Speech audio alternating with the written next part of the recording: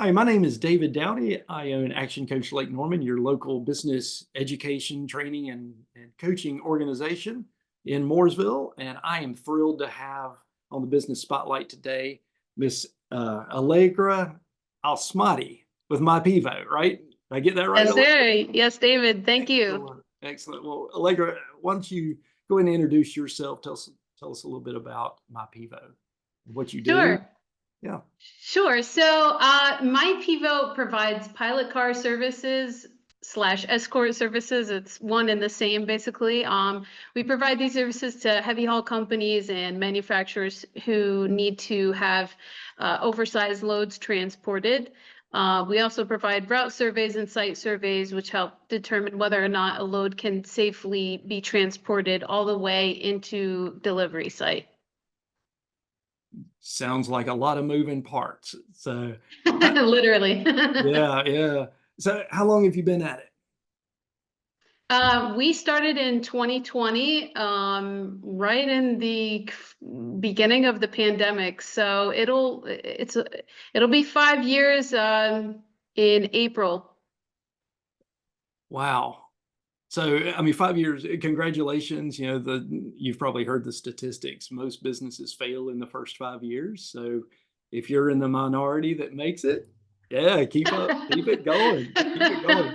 So, good grief, what a great time to start right in the midst of COVID. So, Absolutely. Yeah, it was definitely a fresh start. We didn't know anything about the industry when we started, and the pandemic kind of, although it was a scary time, it was a time for, I think, not just us, but a lot of people across the nation, and for a time of reflection of, okay, like, what am I doing with my life? Where do I want it to go? Yeah. It was a shift for a lot of people. A lot of things changed at that time. But okay, so you started back in 2020. If you had to do it all over again, Sure. what might you do different knowing what you know now? Probably choose a different time. Well, it may be, I don't know. Maybe that was a perfect time for you. Well, okay. Here's the thing, like, okay, one thing I can definitely say, I would have done a bit more research into the industry and talked to more people in the industry, especially because it's so niche. So there are a lot of things to learn about it, and you really have to dig deep. You should dig deep for any business, but this one like on top of any other kind of business, it's just something very, very niche and specific Mhm. and difficult to find information on. So this might sound silly, but I definitely would have done more research to come up with a better name. We used Drive With Us. That's our old name, and it Okay. really, like, once we started learning more about the industry, it really, like, didn't make much sense, which is why we changed it to My Pivo. Okay. Yeah, so that's something I would have done differently, but I honestly don't have too much to critique about this because if everything needed to be perfect before we started the business, we would have never started. I mean, at some point, you kind of just have to go. I love it. I love it. So, what is PIVO? Is that an acronym for something? Does it stand? Ye- Okay. Yeah, it's actually an acronym that a lot of DOTs, a lot of state Department of Transportations across the country, they use it in their language when they're issuing permits, like to the trucking company to haul that load. Oh, okay. So a PIVO is pilot slash escort vehicle operator. Makes a lot more sense now. Yes, so yeah, now you can see why my Pivo we thought is a lot better than Drive With Us. Drive With Us is really ambiguous. We were getting a lot of Right. phone calls for like people that thought we were like a ride share service or something like that. So yeah. Gotcha. That's great. Okay. Well, so you've been at it almost 5 years. Yes. What are, if I were to ask what a few of your bigger learnings have been and, over the years, what comes to mind for you? Um, so what first hit me is like it's definitely a bit harder than being an employee. You know, you have a lot more responsibilities Just a bit. and It's a lot harder. It's a lot harder. Come on. and you know, well, I don't want to like take away from, you know, people that are in the employee position, because I definitely can resonate with them, as I was for many years. This is my first time owning a business, so Okay. um but I learned not everyone, you know, you see that on paper, not everyone communicates the same way, but you don't realize like how big of a difference, like you don't realize how true that is until you start managing people and employing people, because people are so dynamic, and you have to be a bit adaptable when choosing how to communicate things from one employee to the next. Right. And then also something that we've learned is, um, it's difficult for a lot of people to gain their employer's trust, especially with, like, you know, you're a small company, nobody knows you, you haven't built a reputation yet. So I Right. might know that I'm an honest person that wants to do right by people, but until I built a relationship with my team, they're not going to know that just off the bat. You know, in some sense they're taking a big risk, just as I am hiring them. They're taking a big risk coming on board with me, because you know, I'm a smaller business. So Right. so Right. yeah, that's definitely a couple things that I've learned. Yeah. And it's so how big is your team now? 23 people, including myself and my husband. We're the co-founders. So Yeah. Well, that's we mentioned a lot of moving parts before. To have 23 people on your team, there is a lot of yes, diversity in the communication styles and yes, behaviors of, people are all coming in from different places and different yes. trainings and belief systems and whatnot. So getting them to work as a team. But yeah, Yeah. we also hired around 400 subcontractor companies last year. Some of those people took multiple loads from us. Some might have just worked just a few times, but some work with us on some on a weekly basis, some on a monthly basis, you know. Wow. So yeah, so you know, we're not just communicating with the 20 something of us in-house, but we're also working with subcontractors daily. So we're working with different companies, and that's also it, we had to learn about making sure our team knows that, okay, hey, these people aren't like employees, they're vendors, you know, they are their own company. And a lot of people, they start their own business because they want to be their own boss, right? So like Yep. we had to have our team make sure, like, hey, you need to approach them as they're their own business, they're their own company. They don't need to take that load. They don't owe you anything. They are a subcontractor, they are a vendor. You know what I'm saying? Because Right. I think people, our vendors respond in a better way when we approach them like that, rather than, hey, I have a load, please do that for me or whatever. Like, you know what I'm saying? Right. Right. Yeah, that's a great point. Understanding that relationship and it's that mutual respect. They've got some risk as well. Yes, Yeah. yes. Yeah. So, um, so going into business back in 2020, it doesn't sound like you've owned a business in the past. So we all come into business with a lot of misconceptions, and it's going to be a certain way. You're going to make a certain amount of money, have a certain schedule, and all. So, what are some of those misconceptions that maybe you had, and what you've learned as a result, or how it might be spot on, or maybe different? Okay, so the first thing that would come to mind is I want to be my own boss. Okay. This Okay. is a really funny statement to me, because when you're a business owner, your client is your boss. There's no such thing as be my own boss, because whoever's paying your bills, or whoever's paying your invoices or your check, that's your boss. That's the person you have to answer to. That's the person you have to make happy. So, you know, there is no such thing as being your own boss.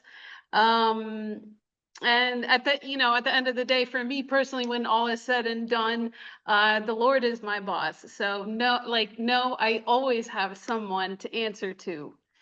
Another misconception I think would be, people look at business owners and they might look at all the profit they make or the success that they have, whether Mhm. or not they're successful, and they don't see all the sacrifices that they're making behind the scenes and all the risks that they have taken. I mean, there is such thing as, high risk, high reward, and I would add also high sacrifice, high reward as well. I'll throw that in there. So, Yeah. people think you have freedom, but this is something that you have to be careful about. You definitely have to maintain some sort of balance, because you can start Mhm. becoming like a slave to it, if you're not careful. Oh, absolutely. They don't necessarily see the late nights, the sleepless nights, Yeah. the weekend work. And if you're like me, like most business owners, it's 24 hours a day. The thoughts are kind of Yes. running around the business. Whereas an employee, you kind of 5 o'clock, you might You think can about it a put little that bit, but you away. can actually leave it behind. So Yes. yeah, it's entirely different. So with the number of employees you've got, the growth you've had over the recent years, what do you attribute your growth to? It sounds like you've got a lot of faith that you put Yeah. into your life and into your business. So, you know, Yeah. love So, that. yeah, there's definitely that. Also, having a positive mindset. When my husband and I started talking about this, and you have to be careful who you talk to your ideas about.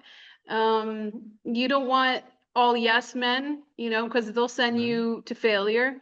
But then you don't want really negative people because they'll also like they won't encourage you to keep going and things like that. I mean, things need to be tested and tried, and you'll there's 100% failure rate when you don't try. So, Mhm. so having a positive mindset definitely, this keeps us going on a daily basis. Commitment that we will make it work until we see results. That was really key when we first started out in the first 2 years. I would say I had told my husband, I said, "Okay, if we're gonna start this thing, you have to promise me that every day we will work on this, until we see results. We're not going to give up before seeing any return, on our Yep. investment." So I said, I'm a full believer in like consistency. Like you make those calls every day. Yeah, you'll get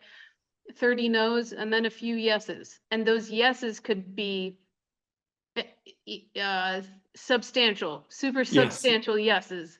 So yeah, being really consistent, being adaptable when it comes to the processes that we use to get things done, the software that we use, like the workflows,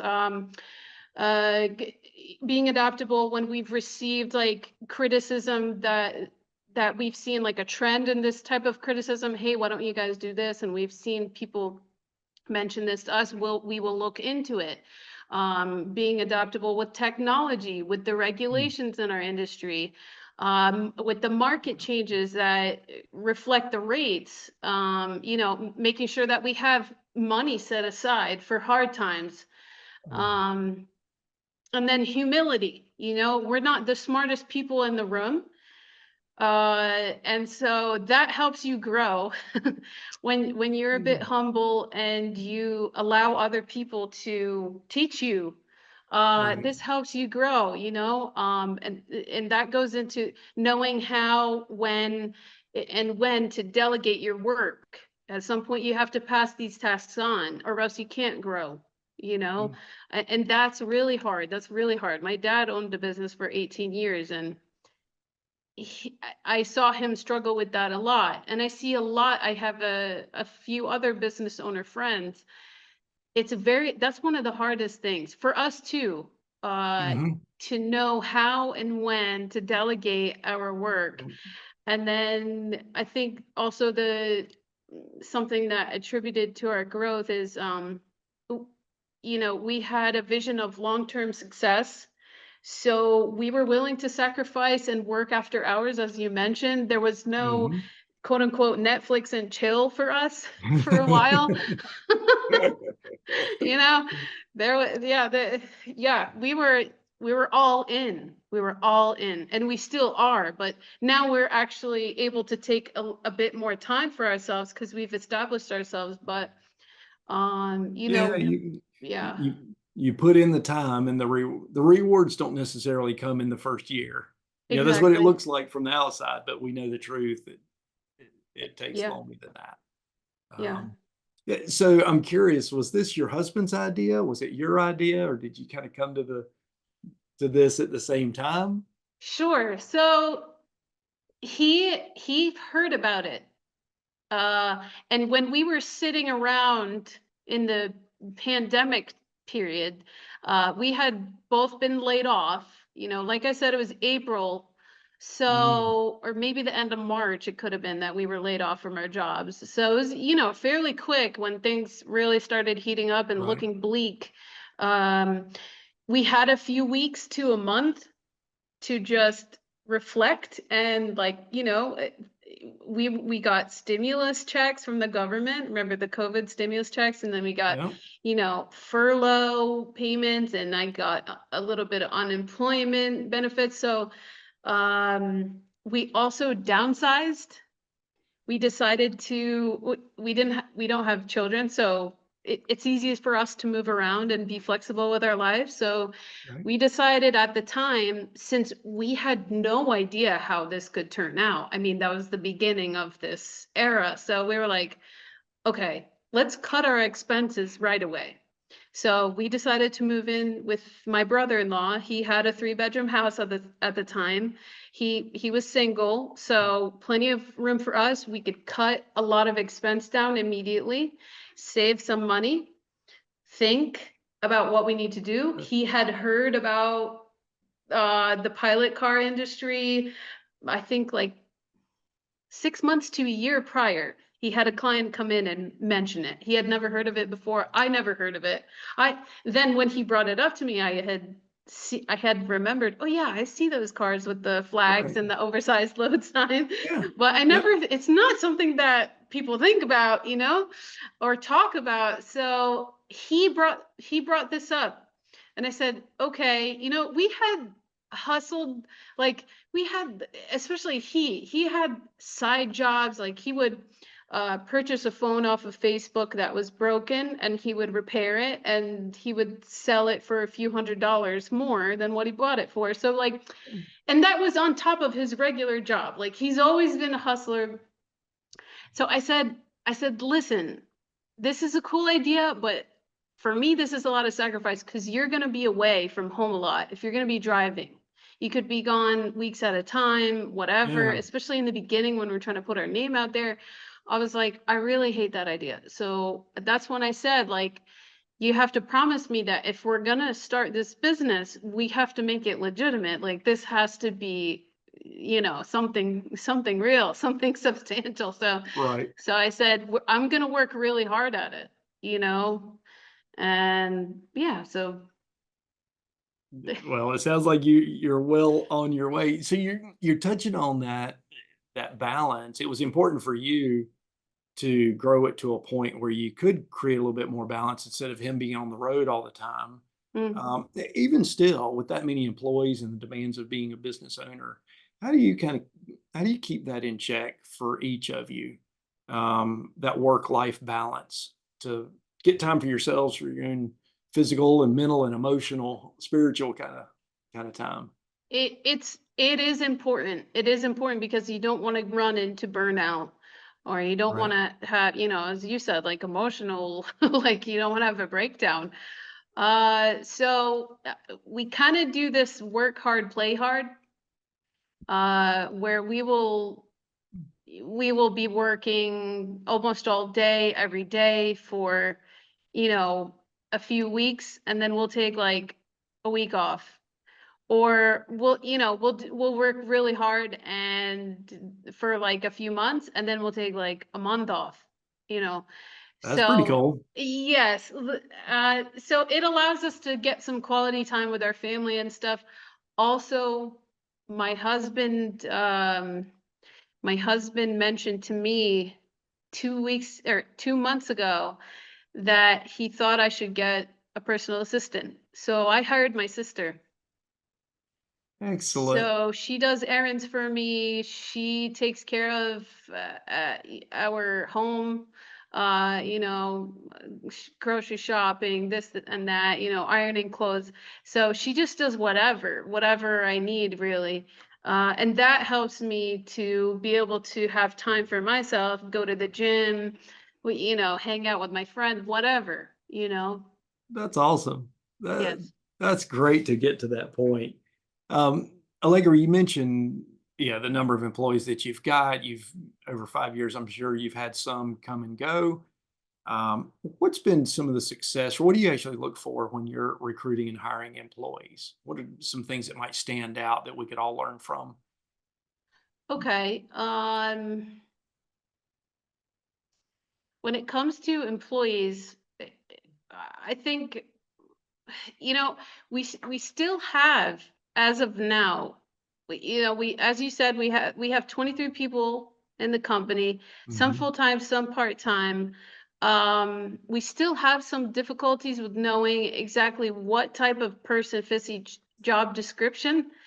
Right. Uh, and this is what we're actively working on this month, is making sure everybody knows what they need to be doing. So not only so that they can get their jobs done, but also so that they can feel like a sense of accomplishment, like, okay, I did what I needed to do today. Right. Because that's motivating in and of itself. But with that being said, we're positive people by nature, so it that helps to build a positive and productive work environment. Uh, the type of I think you need to learn how to put together a team. So, all the employees, every person on the planet has strengths and weaknesses. And so you have to build a team that kind of fits together like puzzle pieces. And they come and they collaborate with their skills and with their experience. And it's good for our employees because, we allow them to have some type of collaboration and input, and they've had a lot of smart ideas and have helped us and contributed a lot with their skills and their experiences outside of working with my pivo. So people that are adaptable, willing to learn, positive attitude, um, the soft skills Mhm. for us are a bit more important in a lot of ways than just what your resume looks like. Yeah. Yeah. And I mean, if you're working as a team that much and there's that much communication, you absolutely have to be aware of the culture and the way that they interact with each other. Yeah. Very good, very good. Okay, so like, thank you for all this. If you had another word of wisdom, nugget, something you might want to share for the other business owners that'll be watching this and picking up on some of your words, what might you add, if anything at all? Anything else? Sure. I would say delegate, delegate, delegate. Oh, yes. Realize that you are not the standard to which every employee has to measure up to. You are not perfect. No one is perfect. So like asking yourself when you're hiring on new people and say, oh, well, they're not like me, or that person's not like me. You might not be the standard, and you're definitely not the standard for every position, because every position requires different things and you can't be all of those. So, as I mentioned before, building that team that has the puzzle pieces that fits together harmoniously, I think that's super important. Also, as I mentioned in the beginning, if we had to wait until everything was perfect to start the business, we would have never started. Mm, So do the work that needs to be done. Don't think too much about it, especially in the beginning. Like just it does. It'll freeze you. It'll freeze you if you wait. If you say, "Oh no, but I have to have this person. I have to have this person." It's never going to happen then. You have Right. to at some point just say, "Okay, I'm going to jump in. I will take that leap of faith along with that positivity, um, and just hope for the best." Of course, having knowledge and market research and this helps a lot, Right. but at the end of the day, all that research isn't going to be the thing that pushes you to make the decision. At the end of the day, no matter how much research you have, you have to take that jump because you're not going to have all of it. You're never going to Right. have all of it. So, and then I would say if you're somebody looking to grow, you have to be adaptable. If it doesn't work, you need to fix it and you need to move on. There are two quotes that I've been thinking about lately. Nothing changes if nothing changes. Yeah. And if you always do what you've always done, you'll always get what you've always got. Love it. Love it. Yes. Gosh, Allegra. So if somebody wants to reach out, get in touch, learn more, what's the best way they can do that? Sure. Our business line would be 980-580-8855. Okay. You can also, if you want to speak with me directly, my email address is allegra@mypivo.com. We also have a Facebook page. Just look up My Pivo. We have an Instagram page, a LinkedIn page. I'm also on LinkedIn personally. So it's all under My Pivo. Excellent. Well, again, Allegra Smadi with My Pivo. Thank you so much for sharing your story and congratulations on the successes you've had. Thank you And so much. look forward to hearing some amazing things in the future from you. All right. Thank Thanks for you. being on the Business Spotlight. Thank you. It was a pleasure, David. I really appreciate you having me on, and I'm looking forward to speaking with anybody who's interested. Excellent. Thanks so much. All right.